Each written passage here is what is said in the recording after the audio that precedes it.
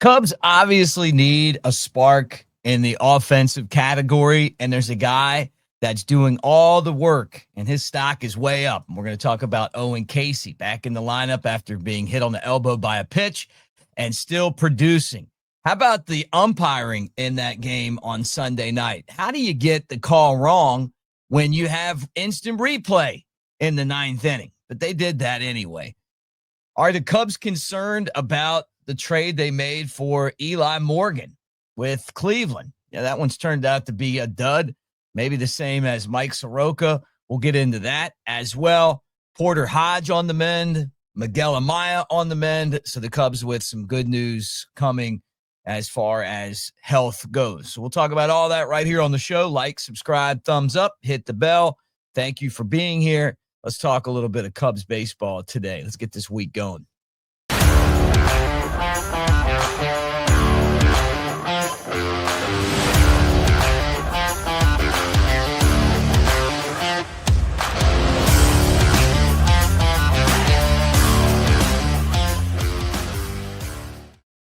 Hey, everybody, Mick Gillespie, Cubs Baseball Channel. Great to see you guys today. Obviously, I'm not real happy with this Cubs offense, the way that it looks. It just feels like they are stuck in the mud, and then bad luck. The game Sunday night, Berti safe at second. I'm listening to Carl Ravage say that his hand came off the bag. His hand did not come off the bag.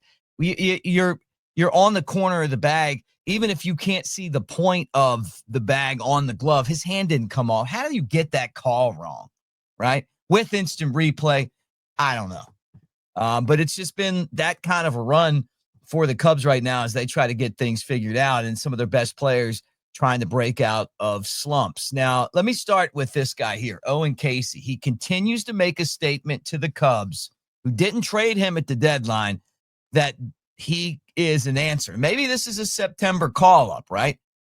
But they need somebody to come in there and jumpstart this team because there's just too many people not hitting. And Owen Caissie has just been a machine, right? Hit a 422-foot home run, his 21st of the year. He grabs a share of the home run lead amongst minor leaguers. And this is a guy who steps to the table with a lot, right? Let me put his stats up there because I'm telling you, he's really good. Now, he's going to strike out a lot. I'm not going to sit here and defend 110 strikeouts, but he walked half of those times. He's a slugger. You get 26 doubles, 21 home runs, 50 runs batted in, and a 287 average, and an on-base percentage that's just under 400, right? He is a threat every time he gets up there. Now he's going to strike out, but he's also going to put the ball in play. And when he makes contact with the barrel of the bat, good things happen. I think he's a very solid defender. He's a smart player, but I just feel like this team needs a spark. They just need a spark. And it feels like right now that they're sparkless, right? When is this going to get turned around where this offense starts to click again? You know, watching Sonny Gray, old timer at this point, just wheel and deal. I know that, some of those pitches were borderline that he got, but the Cubs got to attack. When they're playing, the kind of baseball that wins, they're scoring runs and they're being aggressive. And sometimes it's a young player that's enthusiastic about being there that can make a big difference. One of the things that I've talked about on here recently is Joe Madden's ability to use the entire organization. He was a guy that spent a ton of time in the minor leagues, and he got like what the entire system brings to the table, right? It's not just the guys on the big league roster. I'm not even saying that you got to keep a guy up that long, but he had 5 levels of a player model, right? Happy to be here, survival, I belong here, I want to make money, all I want to do is win, right? Those were his 5 principles. And somewhere along the way, you get to that first one, happy to be here. Sometimes happy to be here is a good thing because everybody else is grinding so hard. Somebody else shows up. They're just so enthusiastic about putting that uniform on that sometimes you need to see that. You can forget about all the grinding and the worry and just go back and play the game that you love playing. And I thought he did a tremendous job of creating that type of atmosphere.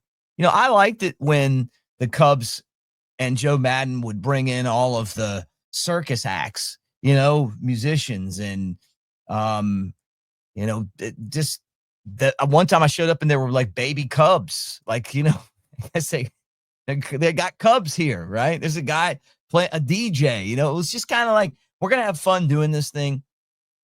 And it felt like after they won the World Series, they got away from that. Like I like the denim look that the Cubs had all dressed up before the game in St. Louis, but I just think that this team right now is playing very tight, and whatever it takes for them to get over that, it's going to be nice when it happens. Now, I saw this on one of my favorite sites, and that's the Cubs on SI. They're talking about basically the deal with the Guardians, right? And the story was, obviously the Cubs traded for Eli Morgan. Morgan got hurt. They gave up Alfonsin Rosario in the deal. And now he's becoming one of Cleveland's top prospects, which is worth talking about, right? Because you make these deals and, and you give up players and you forget, hey, man, we just gave up somebody. Now, I don't know that this guy's going to be a superstar player. He just got promoted to Double-A, but he's got 17 home runs and 49 knocked in. And he's batting .263, and he's kind of becoming like a player that everybody's saying, hey, keep an eye on. I wish that Morgan would have just stayed healthy, because we expected him to be an integral part of the bullpen, and he was never there. He was one of those guys that was gone early and out, right? Guys that are gone but could return soon, Miguel Amaya and Porter Hodge. Both of those guys were in action for Iowa on Sunday. Porter Hodge actually has pitched 4 games in Iowa in April, and he hasn't given up a run. 4 1/3 innings, 4 hits, a walk, and 5 strikeouts. This feels a lot better than the last time he was coming back through on a rehab and he was getting shelled, and then all of a sudden he's in the big leagues.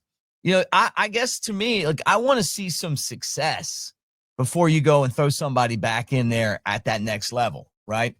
And I hear, well, sometimes, like, I just want to throw pain-free and I want to throw strikes. Look, you want to have all your stuff working when you get to the major leagues.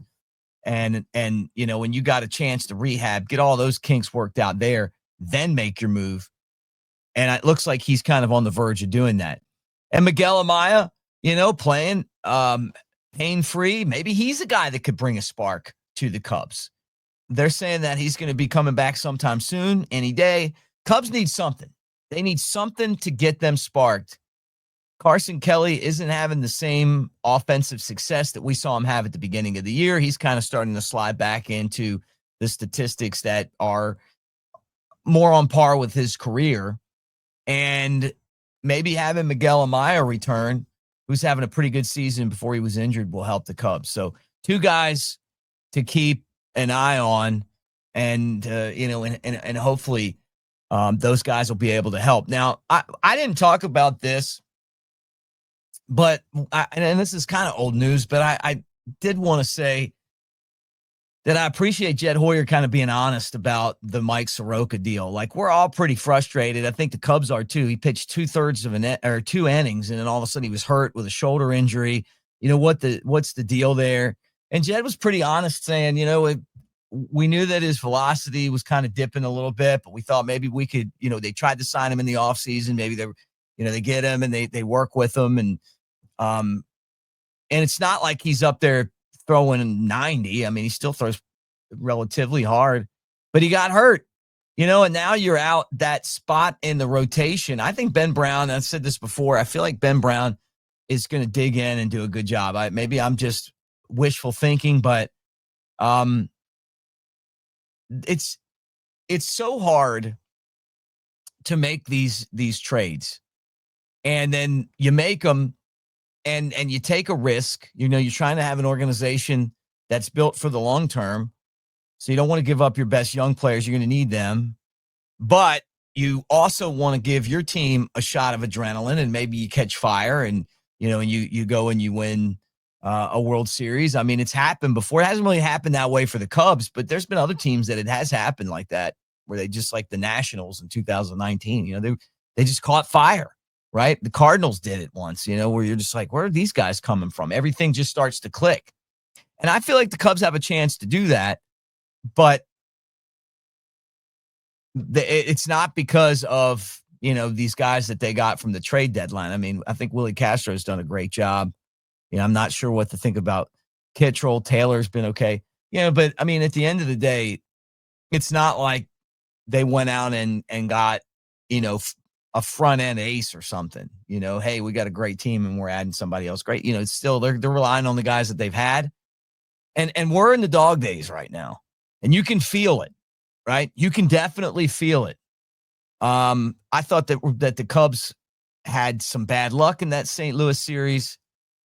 I thought that the umpiring, I mean, how do you miss that call at second? But they go to review it, and they don't overturn it. It's clearly his hand's in there and he's safe. I mean, what he's saying, he came off the bag. How do you know he came off the bag? His hand's on the bag. But I could sit here and argue this all night. At the end of the day, the bottom line is Cubs are going to have to start winning some games.